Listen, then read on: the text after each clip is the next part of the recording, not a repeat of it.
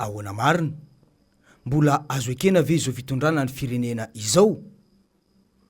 Andraikitry ny filohan'ny repoblika na ny filoham-pirenena, ny fanatsarana ny fiainam-bahoaka amin'ny alalan'ny tetikasa izay no volavolainy. Izay no anakaramany vahoaka azy. Ny fanontaniana mipetraka amin'izao fotoan'izao dia ny hoe tena nahavitany andraikiny amin'ny vahoaka ve ny filoham-pirenena ankehitriny tao anatin'izay roa taona izay. Teboka voalohany amin'izany ny voalaza ao amin'ny lalam-pandrenana eo amin'ny andininy fahafolo izay lalam-pandrenana ny repoblika fahaefatra navoaka tamin'ny faraika amby folo ny volana Desambra 2024. Ny mpitondra ankehitriny ihany no nandany azy ary namoaka azy nandritra ny tetezamita. Voalaza mazava tsara ao amin'io andininy io fa ny fahalalana maneho hevitra sy miteny, ny fahalalana eo amin'ny fifandraisana, ny fahalalana manao gazety, ny fahalalana hiditra amina fikambanana na anorina fikambanana, ny fahalalana ivory malalaka, ny fahalalana vezivezy, ny fahalalana amin'ny fieritreretana sy amin'ny finoana dia samy antohana ho an'ny rehetra. Najaina ve izany tamin'izao fitondrana izao?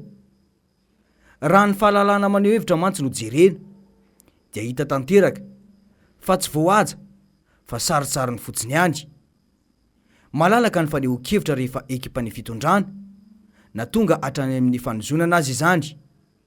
Saingy miatra avy hatrany kosa ny lalàna rehefa ny olom-pirenena na ny ampanao politika tsy mitovy hevitra amin'ny mpitondra. Ny rara berija izay notazomana amponja azy hatramin'izao, ny rara Roli Mercia izay minisitra isan'ny nahafantatra ny afera sy ny tsy ambaratelo n'izao fitondrana izao, mitombo andalana ny sazana sy ny maro hafa. Iarahantsika mahita ihany koa ny fiantsoana ireo mpanentana ny miara-manonja eny amin'ny mpitandro filaminana. Izany ve no atao hoe fahalalana manara-penitra?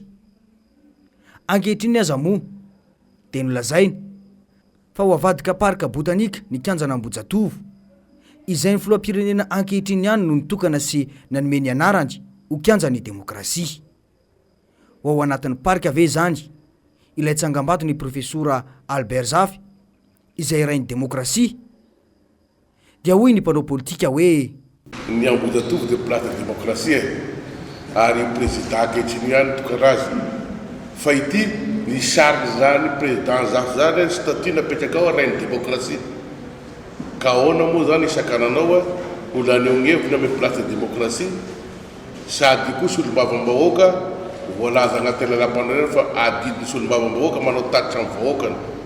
Ary io dia solombavambahoaka voafidy eto Antananarivo daholo zareo reo dia tokony hanao zony vahoaka an'Antananarivo no ahafantatra ny zava-misy eto amin'ny firenena. Ka ahoana nakananao zany dia izy ndray zany antidémocratique anti mandikandikany io lalam-pandrenana io zany izy dia tokony izy no voasazy zany no mandikany io lalam-pandrenana io.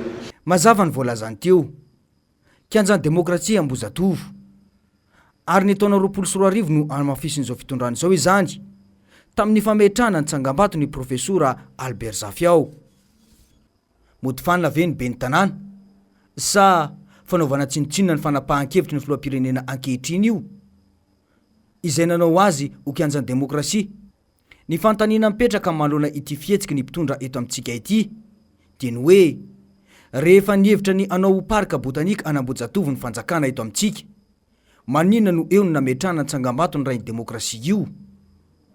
Sa parka ve no antsoina hoe kianjan'ny demokrasia eto amintsika? Tsy misy dikany amin'izao fitondrana izao ve izany ny zava-bitan'ny profesora Izao teto amin'ny firenena ka ho kosehina sy ho fafana ka ho lasa toeram-pitsangatsanganana sisa ilay kianja notokanana nanitriketrika? Raha ireo zava-misy ireo dia fomba nentina nakana fahefana ankeriny teto amin'ny firenena fotsiny, ny filazana fa tsy misy ny demokrasia tamin'ny fitondrana ny filoha Marikaravalmanana. Raha tena nandala izany mantsy izy ka tena nipetraka ho homme d'état tokoa dia manokatra io kianja io ho an'izay te aneho hevitra rehetra eto amin'ny firenena. Dia hoy ny olom-pirenena hoe nangalana izy ity zany tamin'ny 2009 dia hoe kianjan'ny demokrasia atao fa tsy atao resaka politika zany hoe zay tian'ny mpitondra anaovana azy fa atao kianjan'ny demokrasia zany mba anehoan'ny olona ny hevitra ny tsirairay sy mba zaridaina hatramina zaridaina zany Ambohijatovo tsy avela miditra eo zay midy io mampalahelo na ny zanakary te hitsangatsangana tsisy tsony demokrasia eto amintsika. Ilay izy efa kianjan'ny demokrasia hatramin'izay noho izany zany tokony hijana ho kianjan'ny demokrasia foana izy mandrakizay satria tsy hoe izay tian'ny mpitondra ny atao dia tsy izay mampetipety an'zareo foana no tokony ho ataon'zareo. Tsy misy demokrasia ho an'ny rehetra satria ohatrany hoe izay tian'ilay mpitondra no atao zany tsy manana fanehoan-kevitra ilay vahoaka malagasy. Izay zany raha ny tena marina amin'ilay fitondrana amin'izao. Eo no nangatahiny nisy olom-bavam-bahoaka anaovana tatitra amin'ny vahoaka ka ho atao izay fomba rehetra anakanana ka nilazana fa misy ny fanamboarana ho atao eo. Eo amin'ny sehatry ny fanomezam-baovao voahaja ihany koa ve ny voalazany lalàna ao amin'ny andininy faraika amby folo lalam-pandrenana no voalaza io fahalalan'ny fanomezam-baovao io. Misitraka izany fanomezam-baovao malalaka izany ve ny vahoaka malagasy vao tsy ela akory izay dia nisorona tsao anatin'ny chaîne parabolika ny MPS. Inona ny tena antony? Tena fampiaran-dalàna tokoa ve sa finiavana tsy hiparitahany ary tsy ahitany any amin'ny faritra ny vaovao izay mivoaka eto amin'ny firenena? Raha tsy ahivina dia efa hatrany amin'ny taona 2024 ity haino manjery ity no nanaovana sotasota sy norahonana izao ekipa ny fitondrana izao. Ity mantsy raha tsy ahivina izany teo amin'ny kianjan'ny demokrasia tetsy Ambohijatovo hatrany. Satria mieritreritra izy fa volana izy io dia izay tiana anaovana azy. Tsy ekentsika ave ny vakotana ny tany. Hoe sorintsika ave ny MPS. Tsy iverenantsika antsony angamba ny taorian'io ny zavanisy fa na hatramin'ny RNM izay isan'ny tahiry ny tantaram-pirenena aza potika avokoa noho ny fitiavan-tena politika an'izao fitondrana izao. Eo ihany koa ny fiantsona mpanao gazety eny anivon'ny fitsarana. Nisy mihitsy aza ny fampidirana amponjana tao.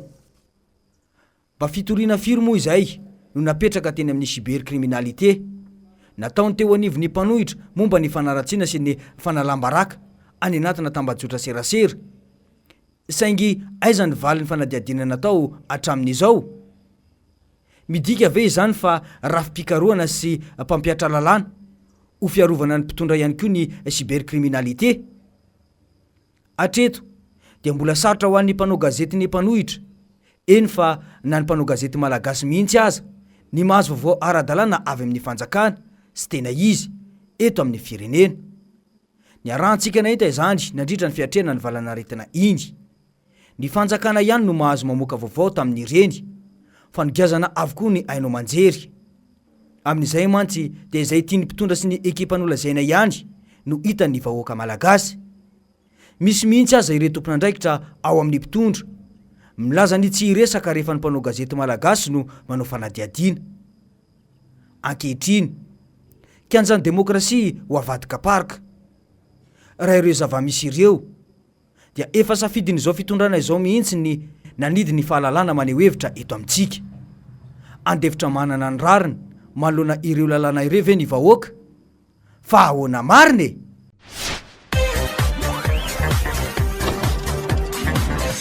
Ahoana marina e!